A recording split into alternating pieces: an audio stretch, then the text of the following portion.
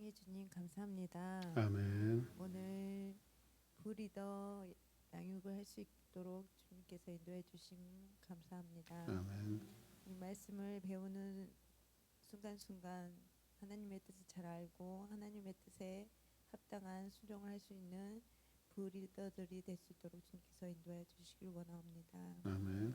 말씀을 깨닫는 순간에도 성령님의 지혜를 허락하여 주시길 원하오며 예수님의 이름으로 기도드립니다. 아멘. 아멘.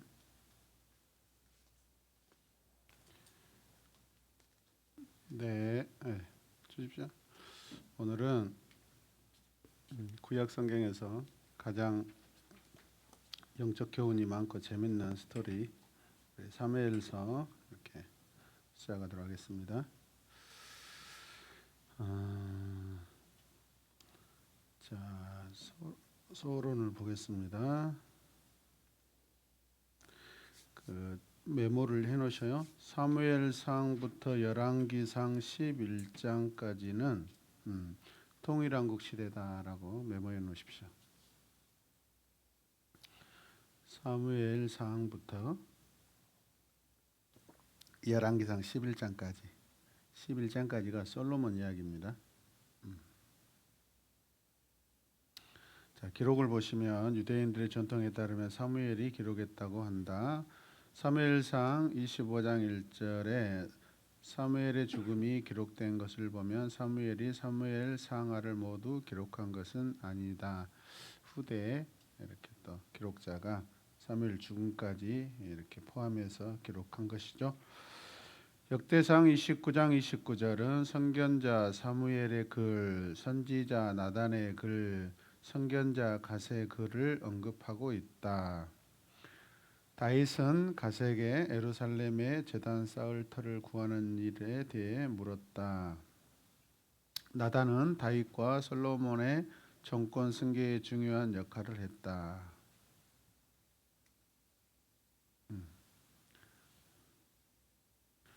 그 다음에 시대를 보면은요, 다루는 현대가 사무엘의 출생에서 사울왕의 죽음에 이르는 94년간의 기간을 다룬다.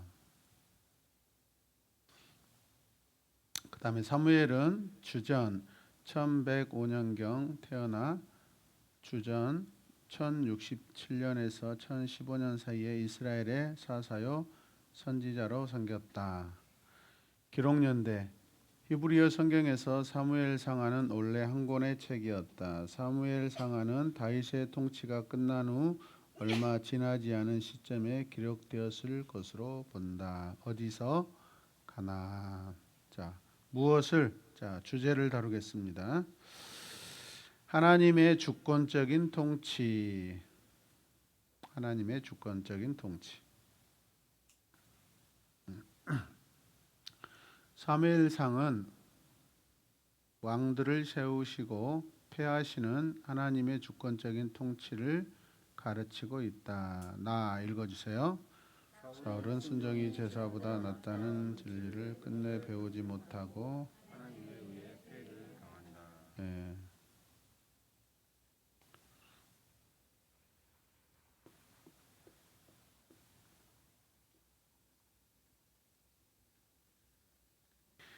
이스라엘 백성에게 하나님께 대한 순종을 배우는 것이 너무나 중요하다라는 것을 말씀하고 있습니다.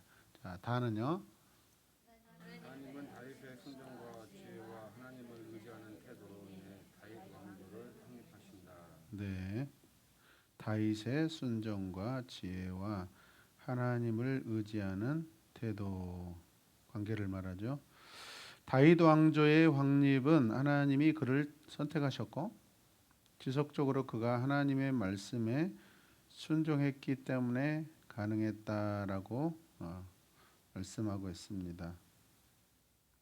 나중에 보면은 사울 왕을 선택하는 과정과 다윗 왕이 선택되는 과정은 전혀 다릅니다. 그 부분도 나중에 살펴보도록 하겠습니다. 누가 선택하느냐, 누구에게 선택되느냐, 그게 굉장히 중요합니다. 저와 여러분들은 누구에게 선택되었죠? 하나님께, 예수 그리스도의 이름으로 하나님께 선택되었죠. 아멘이죠. 그것이 구원이죠. 자, 임금 국가의 왕은 절대 권력을 가지고 있었지만 이스라엘에서는 하나님만이 절대적이었으며 왕은 그의 종에 불과하다. 잘 이렇게 밑줄 그어 놓으십시오. 종에 불과하다.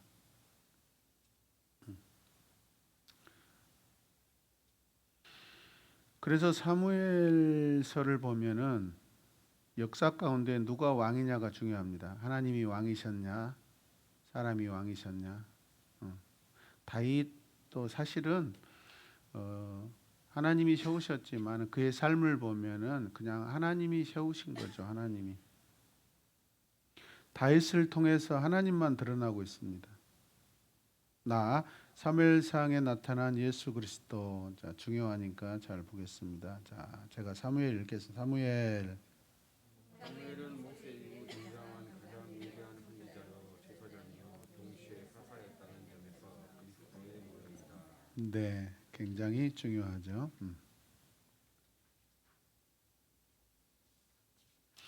그리고 또 하나 써놓으시고 사무엘은 통일 왕국의 처음 두 왕 누구죠? 사울과 다윗을 기름 부어 세웠던 사람이다. 그래서 사무엘을 뭐라고 이야기하냐면 영어로 킹메이커라고 이야기합니다. 킹메이커. 요즘 막 대선 앞두고 굉장하죠. 국 무슨 당에서는 과거에 지금도 킹메이커로 김종 누구란 분이 이렇게 막 활동을 하잖아요.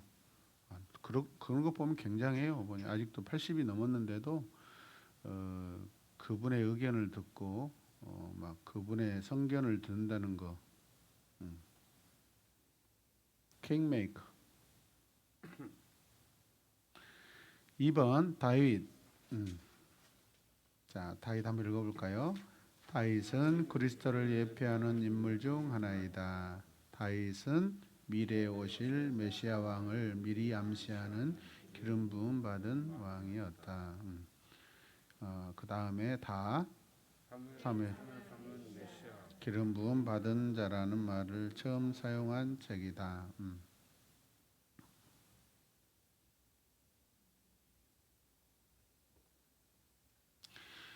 다윗이 어떻게 해서 또 예수 그리스도의 모형이 될 수 있어요?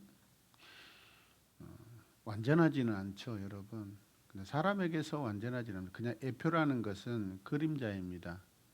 모형을 말하는 거죠. 원형은 아닙니다. 그림자, 예고편 같은 거. 그런데 제가 봤을 때 다윗은 무엇보다도 실수도 많고 연약한 부분도 있지만은 하나님을 바라는 그 마음의 그 태도, 관계, 그 혹여라도 하나님과 관계에서 끊어질까봐 막 참 그 안타까워하는 그런 하나님과의 관계를 항상 중요하게 여기는 그런 마음이 저는 예수님께서 이렇게 아버지 하나님을 바라보시는 모습이 아닐까, 그런 아주 비슷한 모습을 볼 수 있습니다. 우리가 사각박스를 보시면 같이 읽까요? 왕과 제사장 그리고 선지자는 모두 기름 부음을 받았다. 이 경우 기름 부음은 하나님이 그들을 이 특별한 직무를 감당할 자로 택하여 세우신다는 뜻을 갖고 있다. 때문에 메시아 그대로 하면은 기름 부음 받은 사람이라는 뜻이다. 하나님이 당신의 백성을 구원하고자 세우신 사람이라는 뜻을 갖게 되었다. 이렇게 단순히 기름 부음을 받은 사람을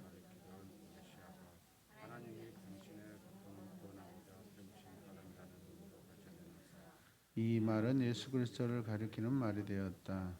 그리스도라는 말은 메시아를 헬라어로 나타낸 것이다. 요즘에도 어떤 목사님들은 이스라엘의 제3성전을 이야기하더라고요. 그러니까 엄청 잘못된 신학들이고요. 성전이 필요가 없습니다. 성전이 필요가 없습니다. 이스라엘의 회복이 뭐가 그렇게 중요합니까? 우리의 회복이 중요하죠. 전 세계 회복이 중요하죠. 이스라엘의 회복을 중요하게 여기면 역사는 다시 거꾸로 흘러가는 것입니다. 다시 옛날 시대로 돌아가는 그런 바보 같은 짓을 하는 거예요. 여러분. 이스라엘에게 지나치게 집중한다는 것은 그건 잘못된 신학적 관점이고 기독교 세계관입니다. 여러분. 이해되시죠? 예. 그래서 뭐 그것을 강조하고 그것을 가지고 뭐 특별하다고 하시는 분들은 잘못된 성경을 이해하고 있는 것이고 신학도 잘못되어 있습니다. 그 다음에 라를 보면 다윗은 하나님의 마음에 뭐하죠? 맞는 사람. 하나님의 마음에 맞는 사람. 마음이 중요합니다. 우리 다 실수할 수 있고요. 넘어지고 다 엎어질 수 있는 그런 그냥 죄인들입니다.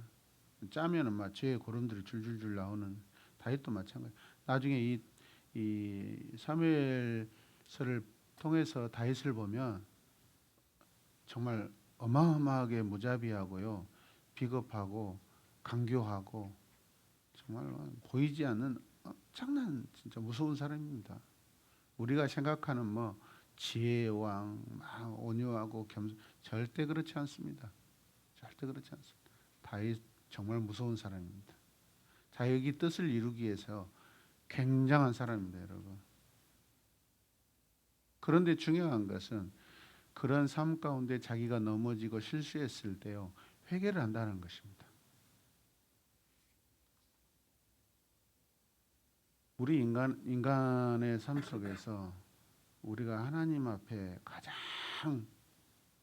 할 수 있는 것, 유일한 것은 회개입니다. 회개. 다른 거 없습니다. 우리가 우리 구원을 어떻게 주장할 수 있겠습니까? 우리의 성공을 주장할 수 있겠습니까?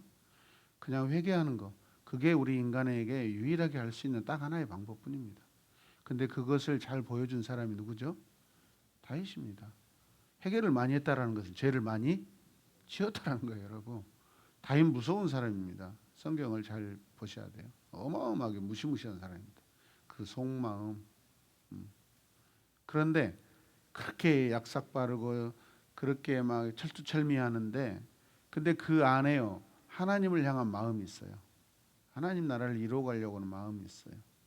그렇기 때문에 열정이 있기 때문에 실수도 많고 또 잘못된 어떤 계획들을 세울 수도 있다고 생각합니다. 그런데 그럴 때마다 자기 허물을 발견될 때마다 회개한다는 것이 정말, 그래서 이 다윗이 우리에게 좋은 모델이 될 수 있습니다. 그 다음에 다윗은 베들레헴에서 태어나 목자로 일했다. 베들레헴 장차 누가 태어나시죠? 예수 그리스도. 그분이 또 뭐죠? 여호와 로이, 그러니까 목자. 여호와는 나의 목자시니, 목자로서. 자, 핵심 구절 사무엘상 8장 7절 읽어주십시오. 여호와께서 사무엘에게 이르시되 백성이 내가 한 말을 다 들으라. 나를 버려 자기들의 왕이 되지 못하게. 사무엘상 13장 14절. 지금은 왕의 나라가 길지 못할 것이라. 여호와께서 왕에게 명령하신 바를 왕이 지키지 아니하셨으므로 여호와께서 그의 마음에 맞는 사람을 구하여 여호와께서 그를 그의 백성의 지도자로 삼으셨느니라 하고. 사무엘상 15장 22절. 사무엘이 이르되 여호와께서 번제와 다른 제사를 그의 목소리를 청종하는 것을 좋아하신 같이 좋아하시겠나이까. 순종이 제사보다 낫고 듣는 것이 수양의 기름보다 나으니. 아멘. 자, 어떻게? 사무엘상은 대부분 산문체 설화로 기록되어 있다. 대부분 내러티브죠.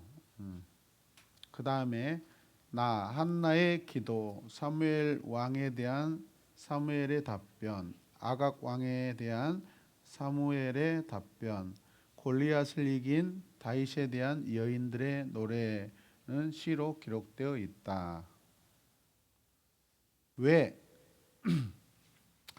사무엘상은 엉성한 조각보처럼 지파별로 나뉘어 있던 이스라엘 민족이 하나의 통일된 나라로 형성되어 가는 모습을 보여주기 위해 기록되었다. 잘 이렇게 밑줄 그어 놓으셔요.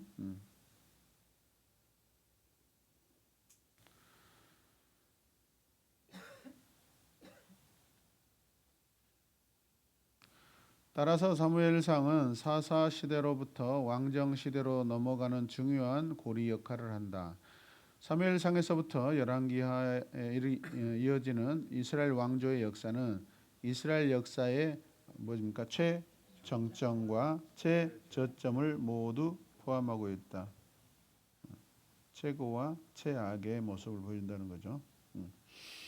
사무엘상과 이어지는 사무엘하는 이스라엘이 주님의 왕되심을 거절하는 모습에서 주님의 왕되심을 재확립하는 모습으로 나아가는 역사를 기록해 보여준다.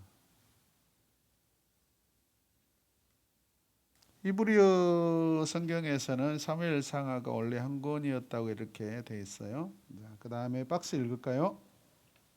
왕정은 정치적인 문제이기보다 궁극적으로 신학적인 문제로 묘사된다. 하나님이 계속해서 이스라엘의 진정한 왕이시다. 지상의 왕은 하나님 앞에서 민족을 대표하는 궁극적인 하나님께 책임을 맡긴다. 사무엘상은 기름 부음 받은 왕이 하나님의 뜻에 자신을 맡기고 그분의 율법에 순종하는지 불순종하는지 여부가 정치적 성패를 결정하는 것을 분명히 보여준다. 실로의 부패한 예배, 언약궤의 유배, 빼앗기는 것이죠. 언약궤의 교환을 위한 움직임, 성전 부지 매입, 으로 나아가며 주님의 왕되심을 거절하던 이스라엘이 주님의 왕되심을 재확립하고 주님의 통치의 상징들 가운데 가장 정교한 성전 건축을 위해 준비하는 모습을 보여준다.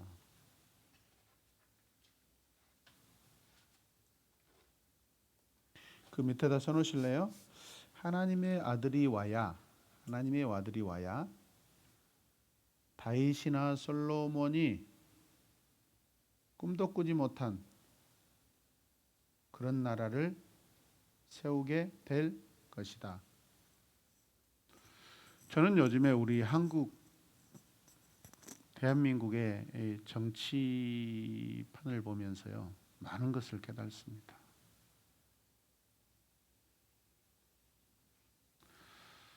저는 박근혜 대통령이 탄핵당할 때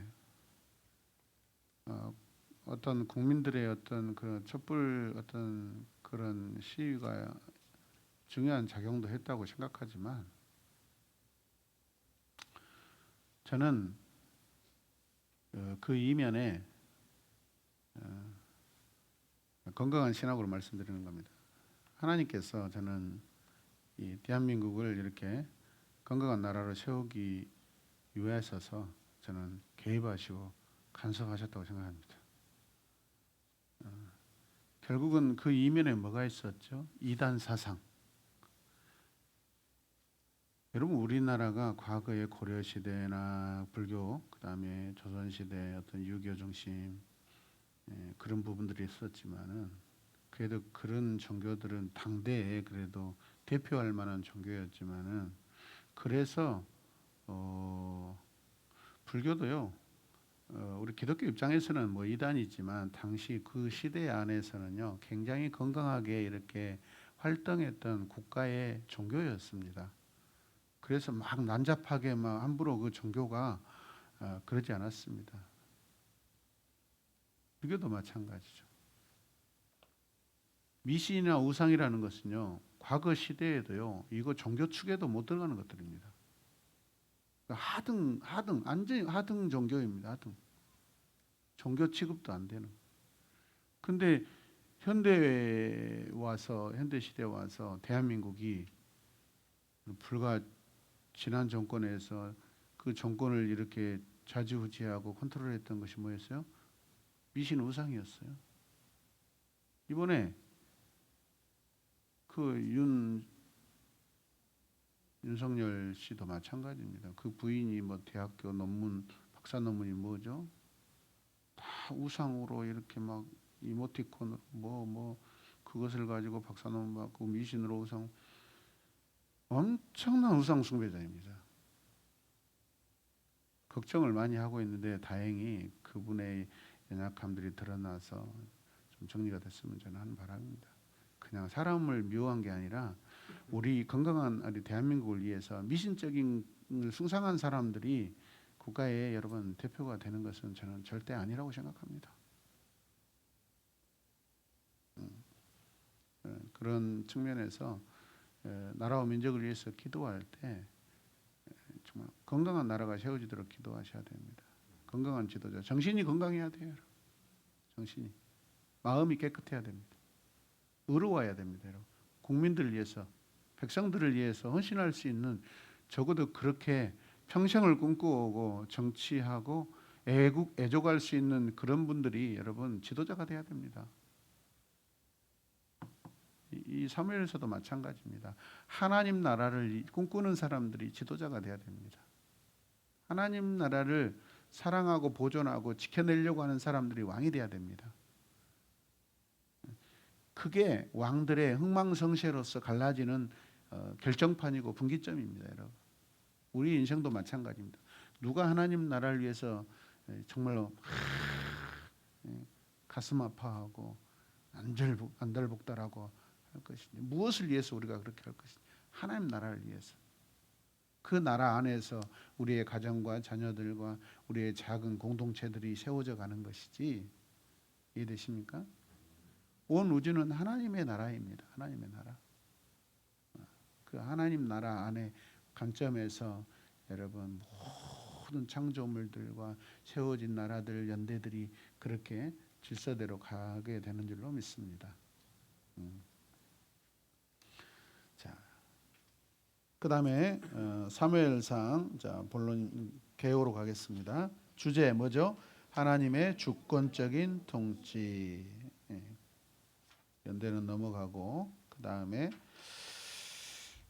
1장에서 7장을 보면은 마지막 사사 사무엘이라고 나왔습니다. 마지막 사사 사무엘. 중요합니다. 사사기에 들어가 있지 않지만은 사사로서 이렇게 또 활동했다라고 봅니다. 사무엘의 등장 1, 3장.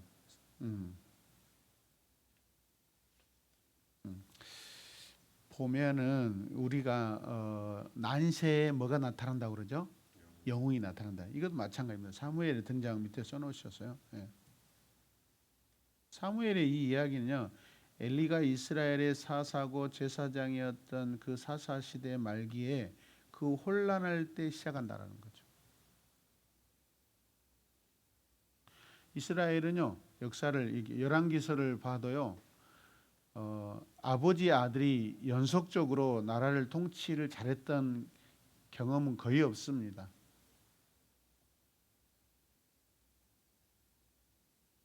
참 아이러니하고 그렇습니다. 그래서 엘리는 거의 그 통치자죠, 여러분. 사사이면서 제사장이었다라는 것은 이스라엘의 완전한 통치자라고 볼 수 있습니다. 그런데 그 나라가 쇠퇴할 때 하나님께서 사무엘을 준비시키시는 것을 볼 수 있습니다.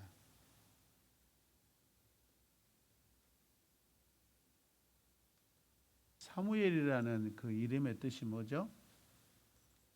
하나님이 말씀하시는 거예요. 그러니까 우리가 성경 이해, 지난번에도 말씀드렸지만 성경을 잘 이해하기 위해서는 지역 이름의 뜻과 사람의 이름의 의미를 잘 우리가 연구하면 성경은 거의 절반 이상을 이해할 수 있습니다. 오직 엘리가 하나님의 말씀을 잘 전하지 않았으면 사무엘을 통해서 하나님의 말씀을 이스라엘 백성들에게 전하게 하시겠어요, 여러분? 그러니까 우리가 이 역사가 어떤 의미가 있겠다라는 것을 알 수 있는 것이죠. 하나님께서 말씀하게 하시는 역사가 시작되는 것이죠. 사사기에는 뭐죠? 처음부터 끝까지 그 자기의 소견에 오른 대로 살았던 시대잖아요. 하나님의 말씀이 없는 시대잖아요. 근데 이 사무엘을 통하여서 사무엘 시대는 하나님이 말씀하게 하시고 말씀하시고 또 말씀을 듣는 그런 시대로 하나님께서 이끌어 가시는 것이죠.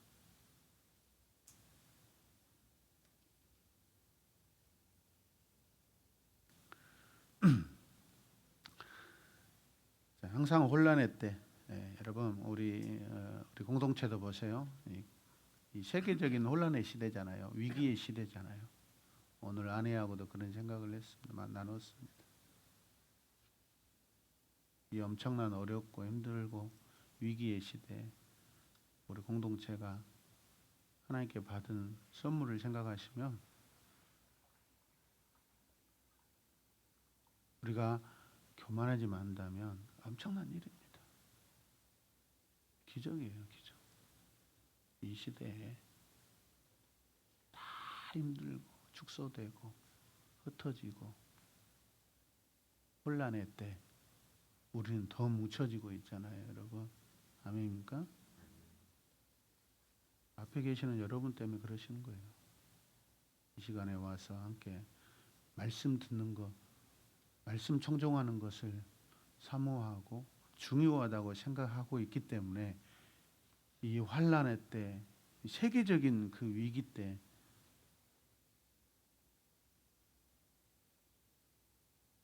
영적으로 부흥하고 또 하나님께서 또 우리의 또 모습들도 확장시켜 주시고 이런 우리 안에 이렇게 현재와 미래를 바라볼 수 있는 통찰력이 있길 바랍니다. 여러분 기대하셔도 돼요. 네, 기대하셔도 돼요. 저는 이번에 이렇게 개학까지 오는 중에 참 힘들었어요. 왜냐하면 100배로 이렇게 변해야 되는데 쉬운 일입니까? 3천만 원에서 그 상상도 안 되는 계산할 수 없는 상황으로 이렇게 되는데 시간들은 많이 남았지만은 아직은 이제는 제가 마음이 좀 차분해졌는데요.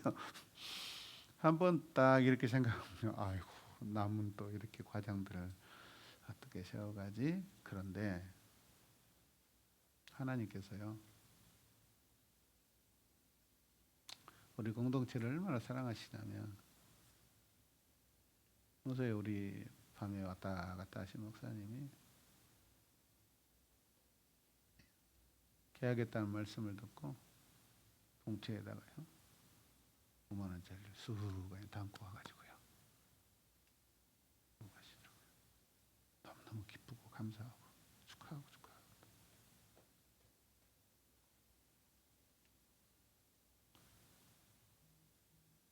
계약할 때 몇천만 원 부족하면 말씀하라 했거든요. 제가 계획가지고 드린다고. 근데 지금 상황으로 한 많게는 사업 한 3억 정도가 우리의 힘으로 채워야 돼요. 여러분 헌신하셔야 돼요. 아멘입니까? 죽도록 기도해야 돼요. 그때 또 그날 와가지고요 그 돈을 주시면서 목사님 혹시라도 이렇게 다 그 잔금 지불할 때 부족하면 제가 본인은 돈 없어요. 1억 원이라도 제가 이렇게 급하게 빌려가지고 이렇게 채워드릴 수 있도록 해볼 테니까 걱정하지 마세요.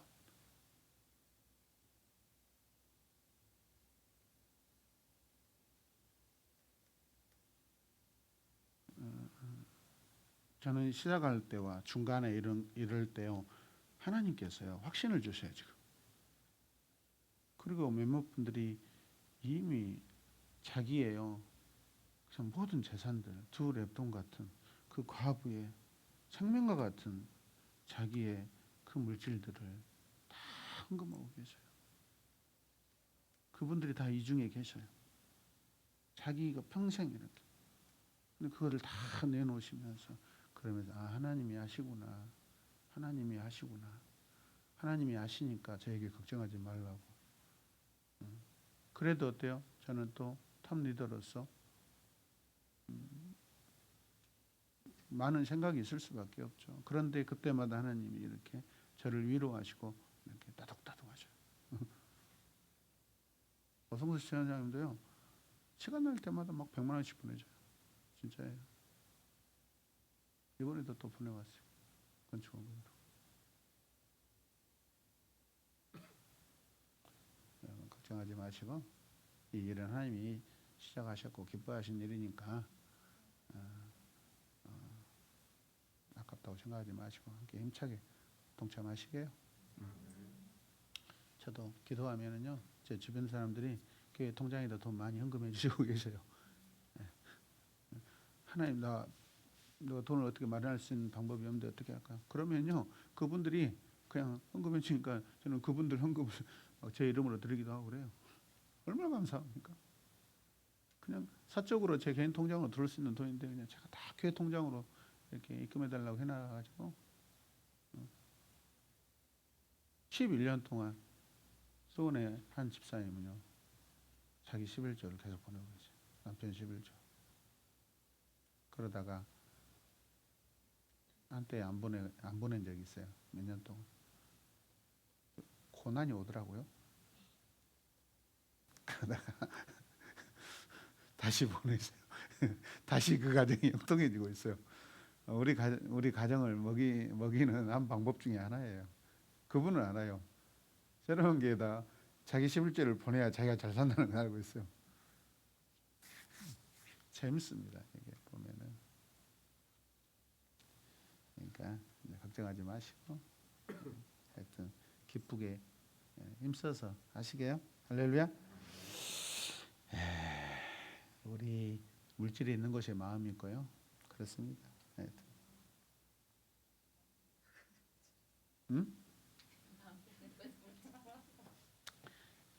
그러니까 그 물질이 하나님 것이라고 생각하고 있는 거죠. 제가 말을 잘못했다고 생각하세요? 이러나 저러나 해석만 제대로 하면 되죠. 뭐. 내 마음 있는 것이 물질이고 물질 있는 것이 내 마음이다. 우리 청직이 요즘에 그 세미나 하니까 그거 다 하나님 것이라 생각하니까 오해하지 않으셨으면 좋겠어요. 자, 그 다음에 사무엘이 태어난다. 읽어주세요. 한나에게는 자녀가 없었다. 하나님에게도 하나님의 마음을 헤아린. 사무엘이 하나님의 아들이라면 이런 아들이 태어나야 되죠. 시대적으로. 그죠? 이 시대에도 마찬가지입니다. 이 시대에도 하나님의 마음을 헤아리고 사역할 수 있는 아들과 같은 그런 교회가 많이 일어나야 될 줄로 믿습니다. 그 충성스럽고 순종하는 아들과 같은 교회가 우리 새로운 에마보임 교회가 될 줄로 믿습니다. 네. 박스를 보시면 사무엘상은 전투나 지도력의 위기로부터 시작하지 않고 놀랍게도 매우 사적인 가정의 문제로부터 이야기를 시작한다. 왜 사무엘상은 한나로부터 시작하는가? 그것은 한나의 투쟁이 이스라엘의 투쟁을 축소해 놓은 것이기 때문이다. 하나님의 나라는 하나님과의 관계는 거창하지 않습니다. 개인적이고 가정적입니다. 관계이기 때문에 우리가 가장 관계나 어떤 그 사이를 잘 이해할 수 있는 것은 가족의 모습이죠. 그 가족을 보면, 가정을 보면 하나님 나라를 볼 수 있는 것이죠. 아멘입니까?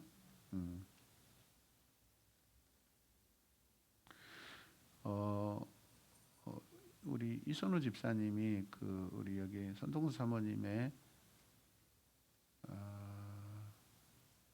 누구죠? 동생 댁이죠. 동생 댁. 남동생 댁이라고요. 그걸 뭐라 하죠?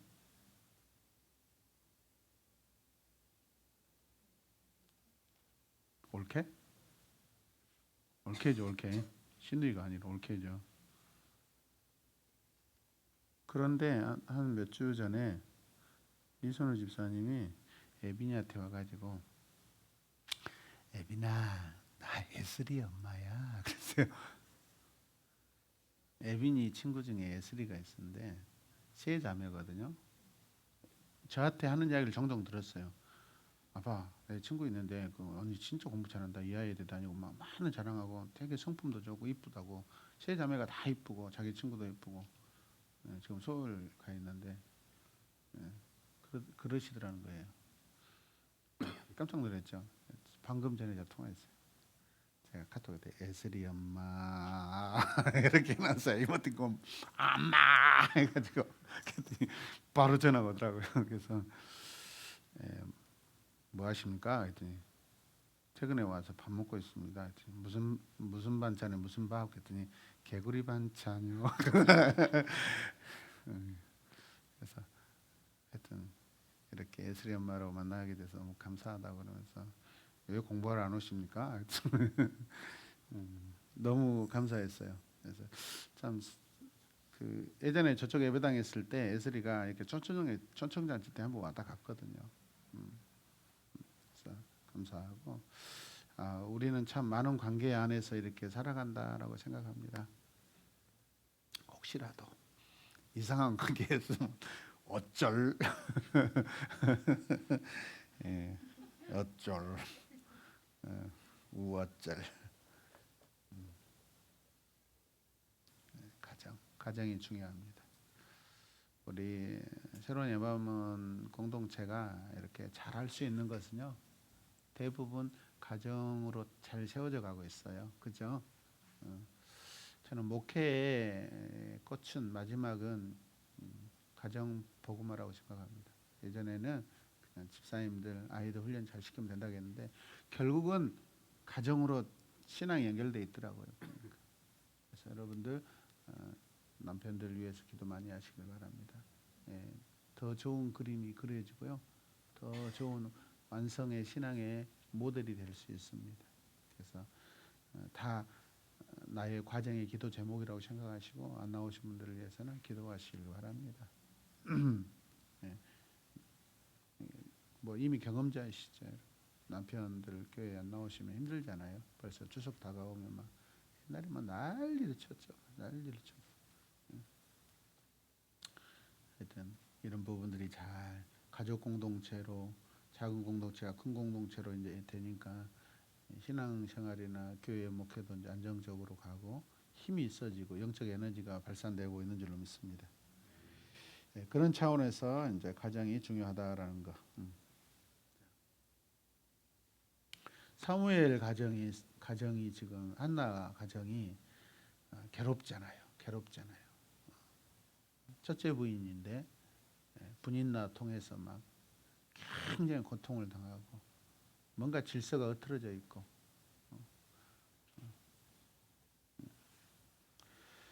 자 사무엘이 태어난다. 한나가 예언적인 기도를 드린다.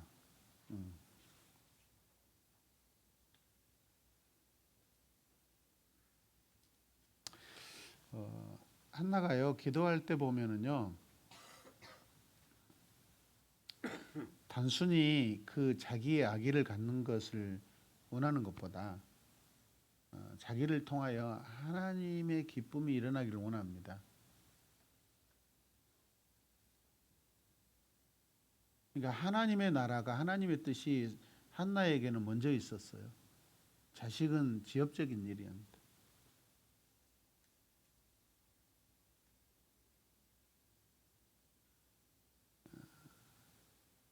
그리고 그녀가 기도하는 것을 보면 기도의 내용을 보면 아기를 달라는 것보다 그냥 이스라엘이라는 나라의 회복에 대해서 더 간절합니다.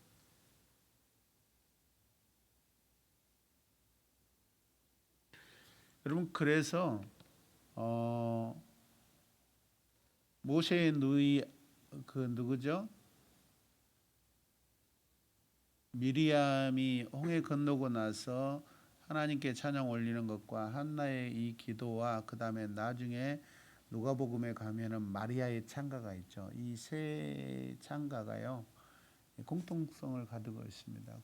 이스라엘의 구원에 관해서 노래하는 엄청 위대한 찬가입니다. 그래서 어떤 새 일이 일어날 것에 대한 미리암도 마찬가지. 이제 새 역사가 시작되죠. 사무엘서도 마찬가지죠. 한나의 기도를 통해서 사무엘이라는 하나님의 아들이 태어나서 새로운 시대로 이제 열리는 것이고, 이 땅에 죄악으로 가득한 이 땅이 예수 그리스도를 오심으로 말미암아 새 시대, 새 인류의 구원의 시대가, 완전한 구원의 시대가 열리는 것처럼, 능하신 이가 새일 행하시니 그 이름 찬양해. 내 영혼 주 찬양하며 내 영혼 주 찬양하며, 이 내용들입니다. 이 고백들이.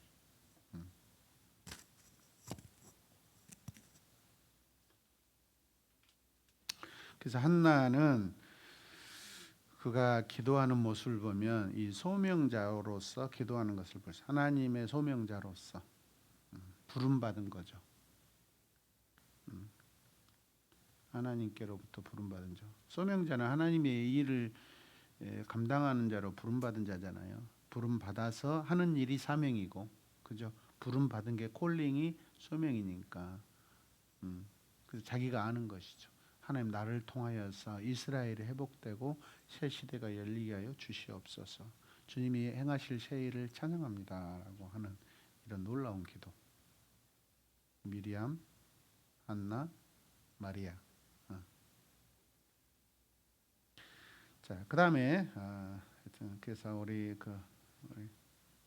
최모범생도 그런 기도를 하십시오. 우리 믿음을 통하여서 새로운 하나님 나라가 이렇게 또 보여지고 하나님 영광 받으시라고. 이스라엘에는 새로운 지도자가 뭐하다? 필요하다가. 이게 아주 충격적인 이야기죠. 엘리 제사장의 아들들은 여호와를 알지 못했다. 엘리의 아들들이 저지른 소행은 이스라엘의 종교와 도덕이 타락한 상태에 처해 있었다는 것을 생생하게 보여주는 증거이다. 어떤 증거들이 나온 거 보겠습니다. 엘리 제사장은 아들들의 행실을 징계하지 않았다. 왜 징계하지 않았을까요?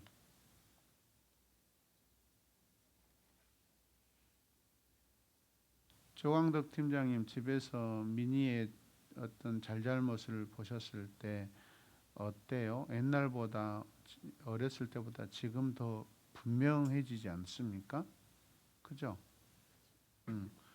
우리 조광덕 팀장님이 날마다 이렇게 하시는 모습 가운데 저를 감동시키는 것이 무엇이냐면, 퇴근 후에 항상 기도하러 오시는데 딸하고 같이 와요.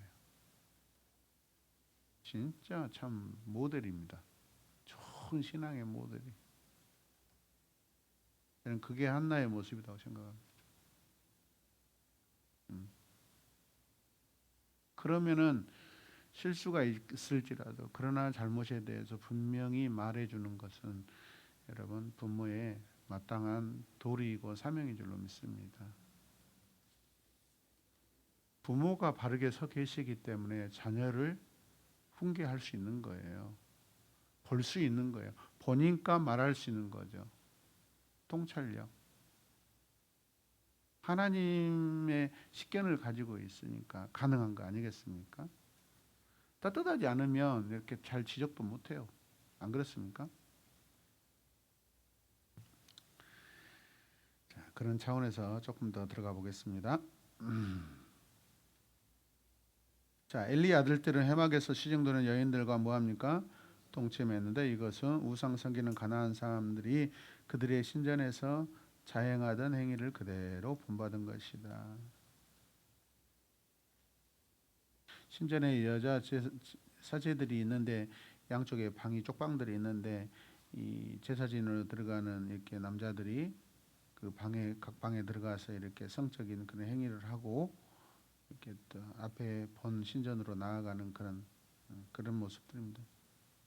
우상에게 제사하는 모습들이 그대로 나타나고 있는 것이죠.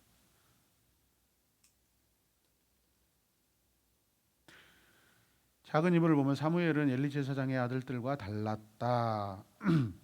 구약 이스라엘의 역사를 되돌아보면 의식화된 영아 살해, 종교적 차원의 난잡한 주신제,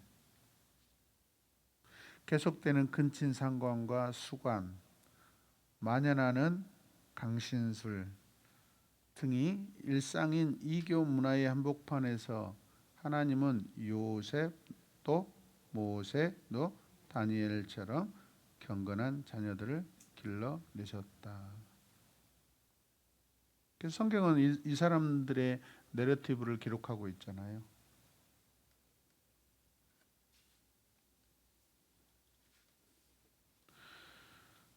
오늘날에도 하나님은 타락한 세상의 환경 속에서 하나님의 의로운 자녀들을 길러내시며 그들을 통해 그분의 목적을 성취하신다.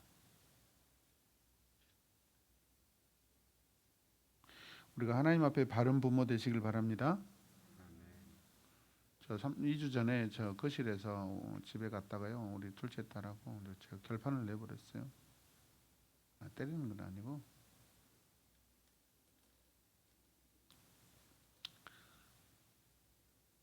늦은 밤에 학교 갔다 오는데 10시 한 40분 들었는데 와서 인사를 하는데 인사를 하는 건지 마는 건지 말을 하는 건지 마는 건지 제가 그거 딱 싫어하거든요. 불러다가요, 아빠가 이렇게 집에 와 있는 게 네가 싫은가 보구나. 엄마가 이렇게 누워 계시는데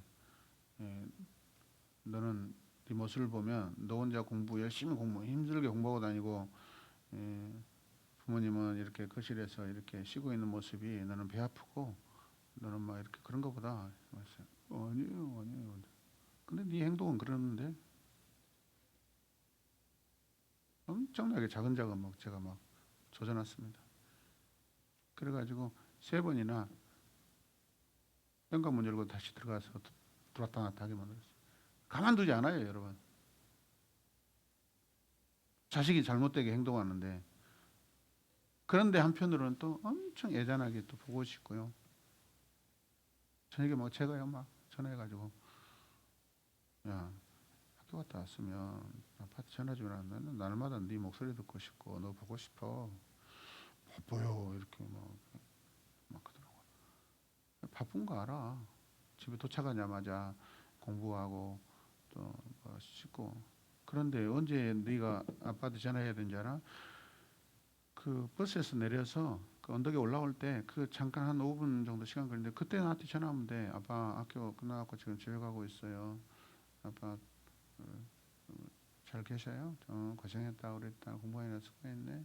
아침에 제가 막 문자 넣어주고 우리 딸 학교 잘 갔다 와 사랑해. 진짜 막 제가 꼭 누구 짝사랑한 것처럼 그렇게 해주고 진짜 저 좋아하거든요. 애들. 우리 애비한테 방금도 너는 어저께 집에 와가지고 광주 오니까 너 얼굴 보기가 더 힘들다. 통화하기도 더 힘들다. 그러게요. 공부하러 도서관에 갔더만요. 그런데요, 그렇게 사랑은 하지만요, 잘못된 것에 대해서는요, 그냥 지나치지 않습니다. 너 다시 들어갔다 와. 문 열고 다시 와. 너 지금 이 시간에 너 학교까지 너 보내가지고 너 학교에서 다시 오게 만든다. 저는 그래버려요. 저는 끝을 파요. 끝을 파. 잘못된 거에 대해서는 끝을 팝니다.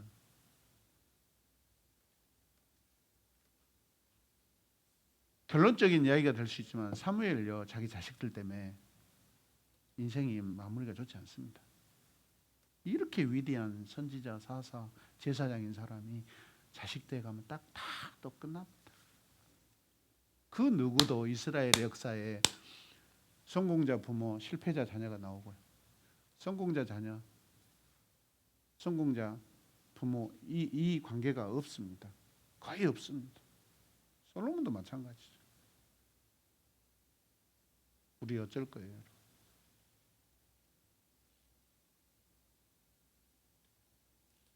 잘해야 됩니다.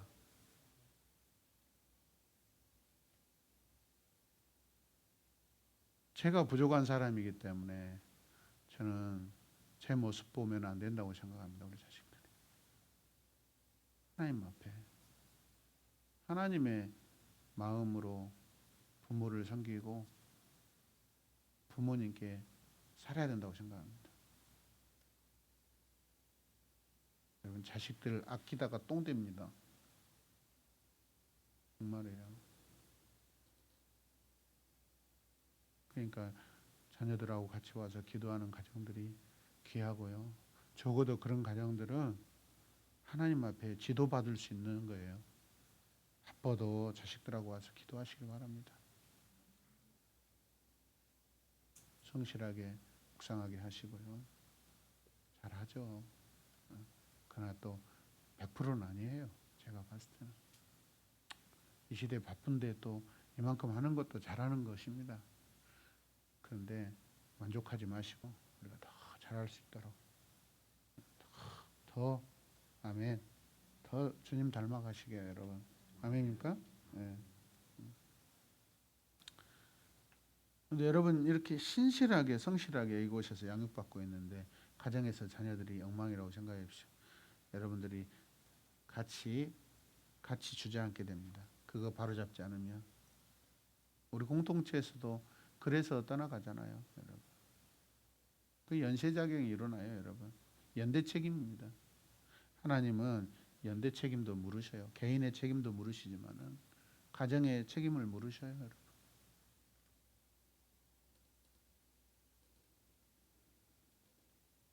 내가 그랬어요, 어제. 사적인 이야기를 하는데 우리 자식들을 생각하면서 제가 그랬어요. 제가 진심이에요, 진심. 우리 아이들이 제가 은퇴하고 나서 은퇴할 쯤에 제가 우리 아내한테 물었어요. 여보, 우리가 은퇴할 쯤에 아이들이 장성해서 그때 신앙이 혹시라도 지금보다 더 성장하지 않고 엉망이면 어떡할까. 그러면서 내가 이렇게 생각했어요. 뭘 생각했는데요? 나 은퇴하고 내 두 딸들이 신앙이 엉망이면 난 다시 개척한다 했어요. 은퇴하고 나서 이 두 딸들을 데리고 다시 목회를 하겠다. 그런 마음이에요. 왜? 다시 바로 잡아야 되니까. 그게 내 진심이에요. 새로운 엠마분교회는 이제 저하고는 빠이빠이죠. 내 가정을 위해서 나는 다시 개척해야 되겠다. 그런 마음이 들더라고요.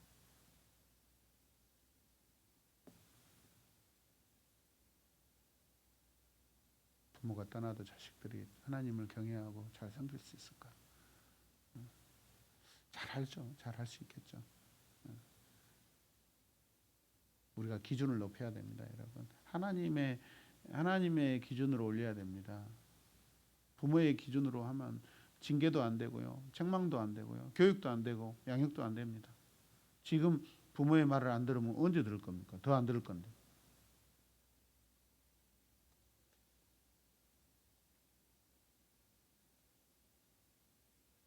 망령되게 하나님의 법궤를 가지고 나가서 미신적으로 전쟁에 승리할 거라고 생각하고 감히 그 하나님의 법궤를 손대잖아요. 감히 허락도 안 떨어졌는데 아버지가 계시는데도 그 법궤를 가지고 나가는데 아버지가 아무 말도 안 하잖아요. 그렇지 않습니까? 그러면 아버지 엘리도 그것을 허용했다라는 것은 이미 잘못되어 있는 것이죠. 그날로 법궤가 유배당하잖아요. 그것을 누가 찾아옵니까? 다윗이 찾아오잖아요. 수백 년이 지난 후에.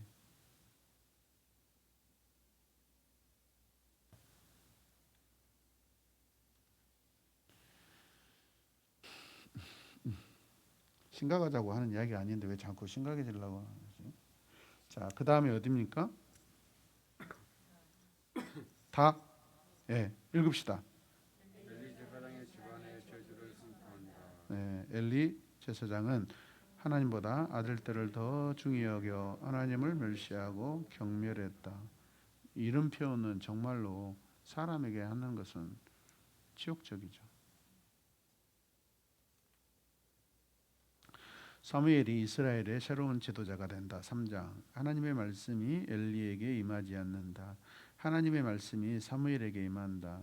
사무엘이 이스라엘의 새로운 지도자가 된다. 어떻게 지도자 돼요? 사무엘아, 사무엘아. 처음에는 어린 사무엘이 그게 무슨 음성인지도 몰라서 깜짝 놀라서 엘리 제사장에게 물어봅니다. 무슨 소리가 들려요? 아이 잘못 들었겠지. 사무엘아 사무엘아. 자고 있는데 또 깨어서 어떤 음성이 들려요. 혹시 하나님의 음성일지 모르니까 다음에 들었을 때는 어떤 조치를 취하자고 이야기하잖아요.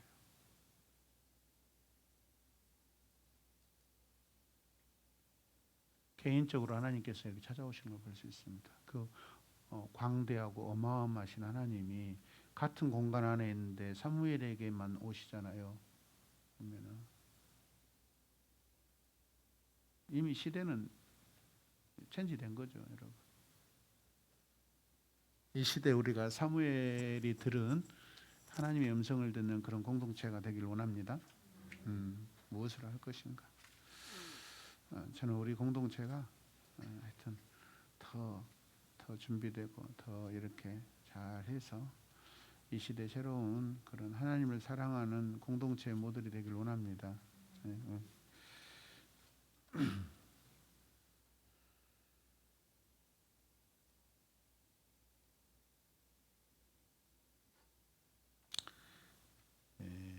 그다음에 통일왕국 일대왕 전까지만 할게요. 자, 나 하겠습니다. 자, 사사 사무엘 자 읽어 주십시오. 사무엘이 리더십을 발휘할 때가 되다. 가 블레셋에 패한다. 하나님께서 백성 가운데 머무시는 상징적인 보좌인 언약궤를 블레셋 족속에게 빼앗겼다. 지난번에 이야기했죠. 설교 때 이거요. 신상이 있는 곳에 신이 있다는 믿음은 우상을 섬기는 이방인들이나 가질 법한 생각이었다. 하늘에 있는 것으로나 땅에 있는 것, 물 속에 있는 것으로나 그 어떤 것으로도 형상하지 말아야겠잖아요. 이런 것들도 마찬가지죠. 하나님이 이 법궤에다 그렇게 형상화시키는 것이죠.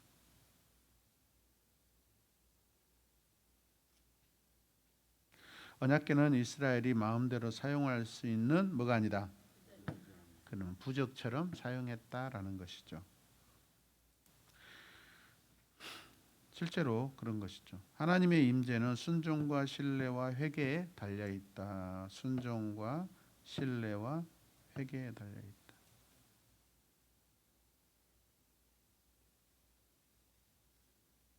나 엘리와 그 아들들이 죽는다. 엘리는 두 아들이 죽었다는 소식을 듣고 의자에서 넘어져 목이 부러져 죽는다.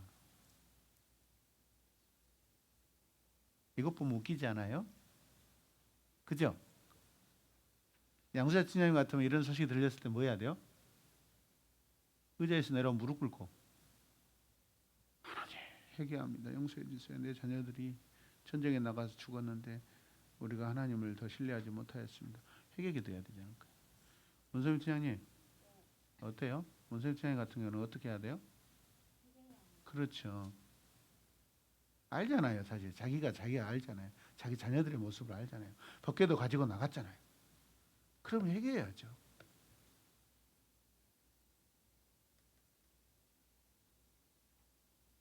근데 법궤가 빼앗겼다고 깜짝 놀랐을까요? 아니라고 생각해요. 나는 자기 아들들이 죽은 것 때문에 가슴 아파서 아마 탄식하다. 아이고 하다가 아마 저는 그렇게 생각해요. 여러분은 어떻게 생각하세요? 엘리가 주여 부르다가 넘어졌을까? 저는 아니라고 생각해요. 자식들 생각하다가 저는 넘어졌다고 생각해요.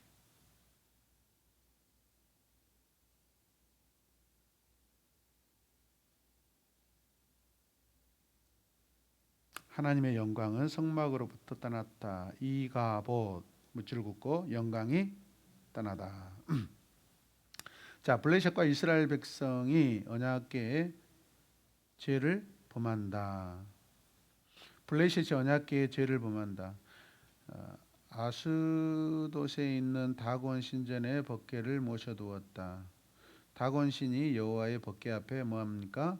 엎드려졌다. 독종의 재앙이 아스돗 사람들에게 임했다. 법궤는 가드와 에글론을 거쳐 베세메스로 옮겨갔다.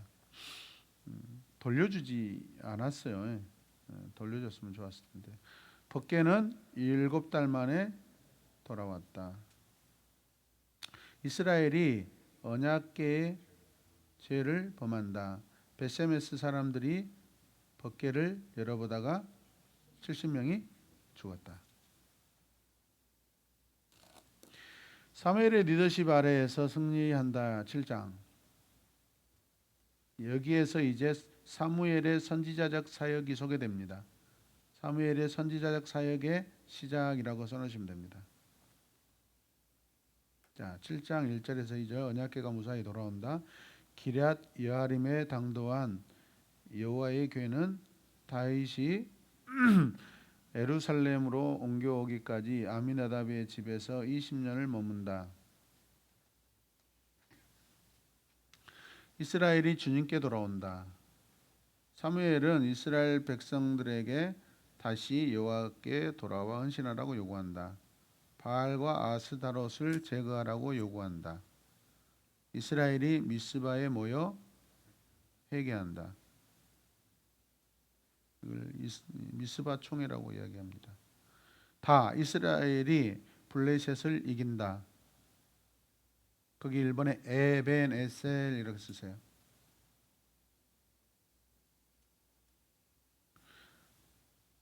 이길 수 없었던 블레셋을 이겼어요. 에벤 에셀이 뭡니까? 여기까지 도우신 하나님. 사무엘이 블레셋을 물리치고 미스바와 센 사이에 돌을 세워 에벤 에셀이라고 이름 지었다. 여호와께서 여기까지 우리를 도우셨다라는 뜻이다. 예전에 그 뭐죠? 여호수아 시대에 그 요단강 앞에 12개 돌을 이렇게 여기까지 하나님께서 인도하셨습니다라고 거기 이스라엘의 영적 국립공원이라고 한번 이야기 드린 적이 있죠. 네, 그런 것이죠. 이렇게 승리, 도우신 하나님, 도움의 돌. 자, 여기까지 하고, 자, 우리 오늘 배운 내용을 조금 정리해가지고 우리 함께 나누도록 하겠습니다.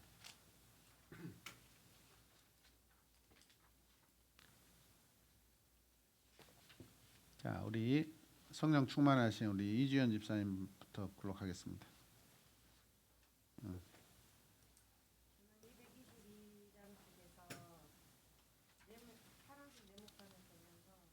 하나님 나라는 거창하지 않다. 개인적, 가정적이다. 하나님과 나라의 관계이기 때문에 가정을 보면 하나님 나라를 볼 수 있다.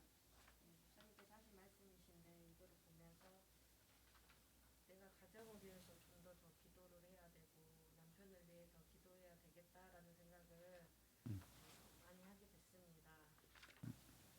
그리고 223장으로 넘어가면서 나번의 2번 말씀을 보면서 내가 좀 더 하나님 앞에서 다른 부모가 되도록 더 노력하고 하나님 말씀으로 기도를 더 준비하고 더 배우고 순종하고 회개하는 부모가 먼저가 되자라고 생각하게 됐습니다. 네, 감사합니다. 감사합니다. 네, 자, 우리 정미 집사님. 네.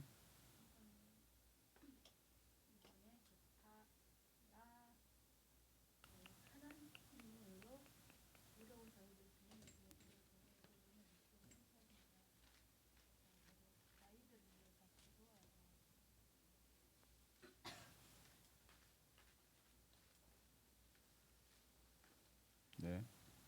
저도 아이들을 위해서 기도하고 하며 나아가겠습니다. 아이들을 위해서 기도한다. 좋은 뜻입니다. 하나님 나라의 백성으로서 자녀들로서 온전히 살아가도록 기도하겠습니다. 이게 정답이라고 생각해요. 네. 물론 우리가 부모에게 때문에 자녀들이 기도하죠. 그럼 말이라도 하나님 나라 안에서 건강한 하나님의 자녀들로 백성들로 살아갈 수 있도록 기도하겠습니다. 아멘이죠? 네. 일단 우리가 거룩한 바운더리를 쳐놔야 돼요. 자, 그 다음에 우리 정학 팀장님. 저는 서론 부분에서 다윗에 대해서 나왔을 때 다윗을 했습니다. 다윗이 우리가 생각하는 다윗은 항상 다윗 시대를 꿈꾸고 가장 완벽했을 왕으로 생각하고 하나님께서 기뻐하시는 어떤 한 사람이었고 그렇게만 생각했는데 다윗이 회개를 많이 했다는 것은 그만큼 죄를 많이 지었다는 부분에서 우리도 제 모습하고 비슷하지 않나 하는 생각을 해봅니다. 나이 50을 먹을 동안 하도 많은 회개를 하고 지금도 매 순간순간 회개하지만 그게 다윗의 모습을 보게 되고 그럼에도 하나님 앞에 회개를 했기 때문에 하나님께서 높이 써서 지금 현재 다윗 왕을 우리가 본받고 또 예수님의 뭐 애표로 할 만큼 그런 인물이라고 할 정도로 되지 않았나 생각합니다. 그래서 더 회개하며 죄를 짓더라도 회개하고 항상 하나님만 바라보는 사람이 되겠습니다. 아멘. 다윗은 너는 피 너무 많이 흘려서 너는 안 돼. 너의 아들을 통해서 내가 성전이 지어지게 할 거야라고 하시잖아요. 근데 만약 다윗이 성전을 지었다면 근동에 다윗 시대에는 통일왕국이며 주변을 다 통일하는 왕이잖아요. 사실은 그 모든 주변 나라들이 다윗에게 와서 조공을 바치고 그잖아요. 완전히 세상이 뒤집어지는 일이 생긴 거죠. 완전히. 그러면 주변 왕들이 뭐라고 하겠어요? 사람들이 저 다윗 사람들 많이 죽여서 자기들의 신의 전을 세웠다라고 하면 덕스럽지 않잖아요. 영광되지 않잖아요. 많은 사람들 죽여서 피 흘린 것으로 세워진 전이다. 거룩함이 없잖아요. 그죠?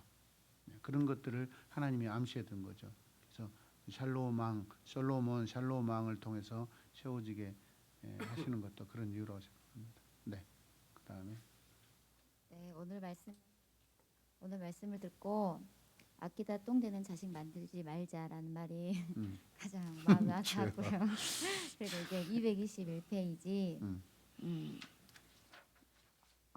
사무엘상은 기름 부음 받은 왕이 하나님의 뜻에 자신을 맡기고 그분의 율법에 순종하는지 불순종하는지 여부가 정치적 성패를 결정한다는 것을 분명히 보여준다. 이 말씀 가운데 네. 이게 또 저희 가정의 문제로도 연결이 되는데 하나님의 말씀에 순종하는 과정 또 하나님의 기쁘게 하는 과정이 되도록 하나님 말씀에 더 순종하고 잘 가르치는 믿음의 부모가 되어야겠다라는 또 결단을 합니다. 아멘. 장소영 집사입니다. 오늘 목사님 말씀해 주시는 가운데 우리의 회복과 세계의 회복이 중요하다라고 말씀하셨고 또 하나님의 임재 또 하나님의 아들이 와야지 다윗이나 솔로몬이 꿈꾸는 나라가 세워진다고 하셨던 것처럼 저 역시도 또 자녀들에게 본이 되고 순종과 또 신뢰와 회개함으로써 아이들에게 바른 부모의 모습으로 믿음을 좀 계승해 줘야 되지 않나라는 생각과 또 그렇게 하기 위해서 하나님의 음성을 듣는 자녀가 되기를 결단하였습니다. 네. 자, 사무엘상에서의 핵심적인 주제가 뭐냐면요. 적어놓으세요. 사무엘상의 핵심 주제는 전환이라고 하는 전환. 전환은요 완전히 바뀌는 거잖아요. 좌우 앞뒤가 바뀌는 거죠. 그죠? 엘리에서 누구로 바뀌죠? 사무엘로 바뀌죠. 그죠? 그 다음에 나중에 사울에서 다윗으로 바뀌죠. 여러분. 그다음 블레셋에서 이스라엘의 나라로 완전히 또 바뀌어가죠.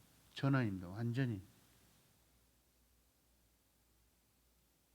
그러면 오늘 내 삶에도 뭐 특별히 잘하고 있는데 전환이 필요 없을 것 같다고 생각하지만 그런데도 내 자신을 깊이 세세히 묵상해서 전환이 필요합니다. 끊임없이 전환해야 돼요. 계속 바꿔가야 됩니다. 가지치기라면서 계속 바꿔야 돼요.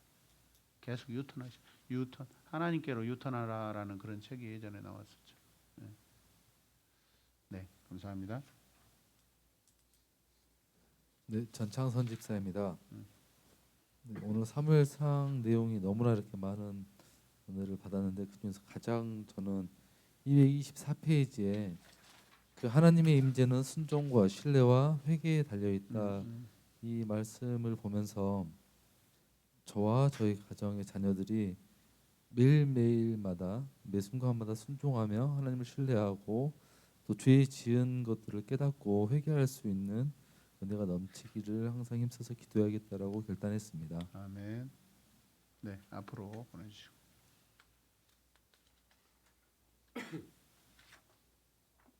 네.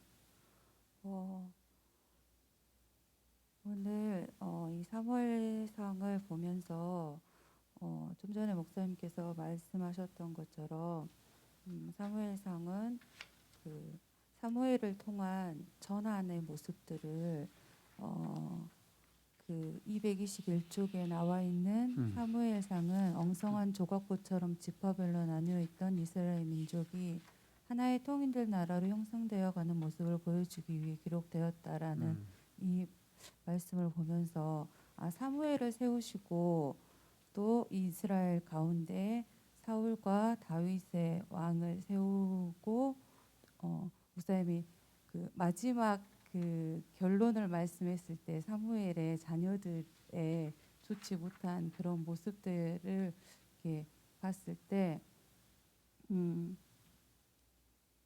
하나님께서 이렇게 타락한 세상 속에서 하나님의 의로운 자녀들을 길러내시며 그들을 통해 그분의 목적을 성취하시기 위해서 이들 하나님의 주권에 순종하는 왕들을 세웠지만 이들의 결론의 그 마지막의 모습들이 이렇게 옳지 않은 모습으로 인해서 하나님의 마음을 아프게 하고 또 그 다음 대수로 이렇게 이어지는 이런 모습들을 볼 때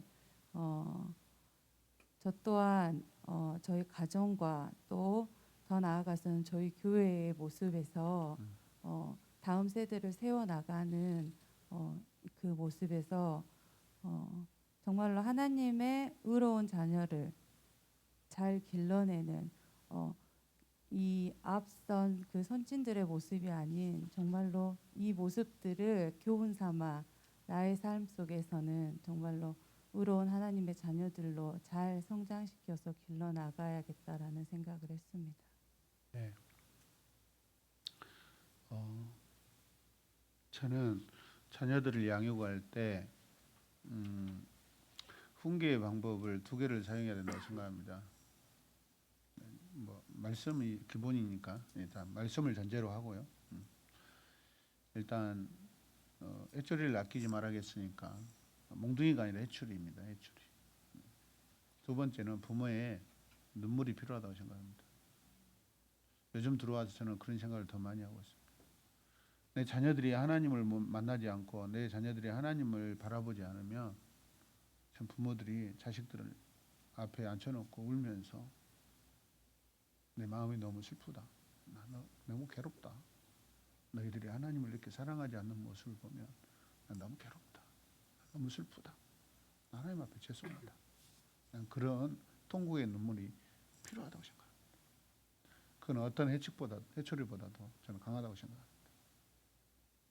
아이들이 나중에 장성하여서 개인적으로 살아가다가 혹시라도 하나님을 떠나려고 했을 때 내 부모가 그때 우리를 위해서 통곡하면서 울었던 그런 모습들, 그런 것들을 기억하고 부모의 눈물을 기억하면서 하나님께 돌아오는 그런 방편들도 마련해 줘야 된다고 생각합니다.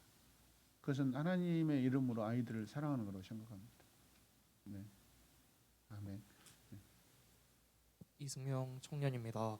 저는 오늘 사무엘상 말씀을 보면서 목사님께서 말씀하신 곳 중에 한나는 자기의 아기를 위한 기도보다 자기를 통하여 하나님의 기쁨이 되는 것을 기도하였다라는 말씀이 제 가슴에 와닿았고 아멘. 그렇게 하겠다고 결단하였습니다. 아멘.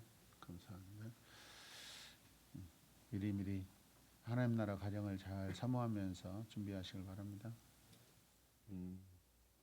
저는 222페이지 그 사무엘의 등장에서 난세의 영웅이 등장한다는 목사님 말씀 듣고 223페이지 나를 보면은 오늘날에도 하나님은 타락한 세상의 환경 속에서 하나님의 의로운 자녀를 길러내신다. 그 말씀이 구약에서는 한나와 미리암 그리고 신약에서는 마리아를 통해서 새 시대의 도래의 예를 예의 지표로 새 여인을 사용하시고 고백하게 하시고 사용하셨는데 엘리 제사장의 그 모습을 보면서 인간들이 어떻게 보면은 자기 자식적으로 더 무게를 두는 그 본능. 하지만은 한나의 또 다른 그 하나님을 바라보면서 아기를 갖고 싶어하는 그 간절함보다는 자기를 통하여서 하나님께 기쁨이 되기를 먼저 더 기도를 하였다는 그 말씀을 보면서 한나와 엘리의 두 사람의 예표를 보면은 한나같이 정말 하나님만 의지하면서 나보다는 나를 위해서 나의 가정을 기도하는 것도 좋지만 그보다 더 하나님 나라에 쓰임 받는 도구가 되기를 기도하겠습니다. 아멘. 우리 전영환 집사님 가정에 어떤 모습으로든 자녀가 왔을 때요, 굉장히 이렇게 뭐랄까 자녀 양육 중에 어려움을 당할 가능성이 큰 가정입니다. 반대로 가장 기쁨이 넘칠 수 있는 또 가정입니다. 왜? 늦은 나이에 어떤 방법으로든 하나님이 자녀를 주셨을 때 그 자녀에게 목사님이 혼내고 했을 때 이 늦은 나이에 얻은 내 자식인데 자식한테 뭐라 한다고 다른 사람보다도 훨씬 민감하고요, 예민하게 받아들일 가능성이 누구보다도 큽니다. 믿음이를 하나님 앞에 받기 위해서는요, 뒤에 계시는 가정들보다 더 큰 결단이 필요하고 다짐이 필요합니다. 제가 계속해서 집사님의 이 축복의 가정을 생각할 때마다 이것이 항상 제 마음의 부담으로, 늦은 나이기 때문에 더 많은 결단, 더 많은 하나님 앞에 헌신, 그잖아요. 그 뻔한 이야기 아닙니까, 좋은 팀장님, 그죠? 늦은 나이고, 아이고 내 아들, 아이고 우리 아들, 얼마나 소중합니까? 귀합니까? 그러니까 내 부모의 사랑이 집중되고 내 마음이 집중되는데 이것을 한나처럼 딱 하나님 앞에 드렸을 때, 그러겠다는 결단이 올 때 저는 큰 기쁜 소식이 오지 않을까 저는 그렇게 생각합니다. 아멘. 잘할 줄로 믿습니다. 네. 저는 한나의 예언적인 기도를 드린다 그 부분에서 자신을 통해 하나님 나라를 이루어지게 하고 또 새로운 구원의 시대를 열게 하는 그 한나의 기도도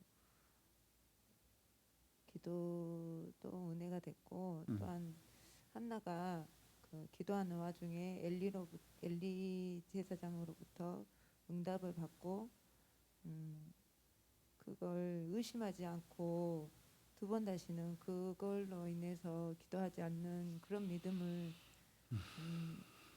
보았을 때 나는 이런 믿음이 과연 있는가 다시 한번 회개하는 시간이었습니다. 네. 한나는 고독자죠, 사실은. 하나님 나라 안에서 깨어있는 사람으로서 고독자죠. 자기 자식을 위해서 애절하게 기도하는데 성령 충만함 입에서 방언이 터지고 그렇겠어요? 한나의 기도 가운데 방언 기도하잖아요. 막 몸이 펄펄 끓고 막 불덩어리가 성령의 불이 임해서 기도하고 있는데 엘리 제사장이 야 이년아, 너 어째 술 먹고 와가지고 지금 이렇게 기도하고 있어? 요즘 말로 하면 그거잖아요. 지금 사실은 하나님 나라가 지금 임했잖아요. 하나님 먼저 그의 나라와 그의 일을 구했기 때문에 성령이 충만하고 불같은 성령이 임해서 지금 막 그저 마치 성령에 취해서 지금 기도하고 있는데, 네? 신비한 어떤 하나님 언어로서 기도하고 있는데 모르잖아요. 고독자잖아요, 사실. 그걸 생각해 보세요. 하나님 나라를 위해서 기도했기 때문에 그런 성령이 충만한 역사가 일어난 줄 믿습니다. 그 대단한 거예요. 그러니까 한나는 그 시대에 유일하게 깨어있는 한 사람일 수 있어요. 그래서 그 여인을 통해서 그 아들을 사용하신 거죠. 그 이은혜 아버지는 등장하지 않잖아요. 부모들이 중요합니다. 어머니가 중요합니다. 이런 부분들을 우리가 좀 실제적으로 이렇게 좀 가슴에 좀 이 사건들을 그 상황들을 가져왔으면 좋겠어. 아닙니까? 자기 유익을 위해서 구할 때 성령 충만하지 않습니다. 절대. 하나님 나라를 구할 때 하나님이 충만케 하시죠. 우리 김지훈 팀장님.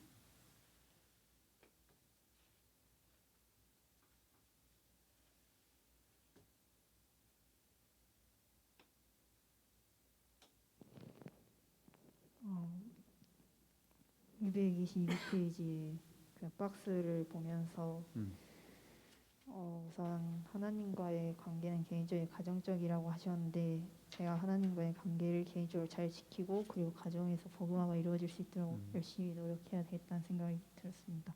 네. 우리 김지훈 팀장님이 좋은 가정을 저는 이룰 거라고 저는 확신합니다. 지금 이 모습들을 보면은 아주 잘 붙들고 가고 있고 잘 거룩한 그런 애토리로서 잘 하고 있다고 생각합니다. 기도하겠습니다. 하나님 감사합니다. 우리에게 사무엘 상 성경 말씀을 주셔서 감사합니다. 내 가정의 이야기고 내 민족의 이야기고 나의 개인적인 그런 영적인 스토리인 줄로 믿습니다. 하나님 기뻐하시는 하나님 그러한 거룩한 자로 또 민족을 위하여 나라를 위하여 가정을 위하여 울고 기도하고 하나님 나라를 위하여 기도하는 우리 모두가 되게 하여 주시고 특별히 우리 새로운 야마분께 리더들이 다 되게 하여 주시옵소서. 감사드리며 예수님의 이름으로 기도드립니다. 아멘.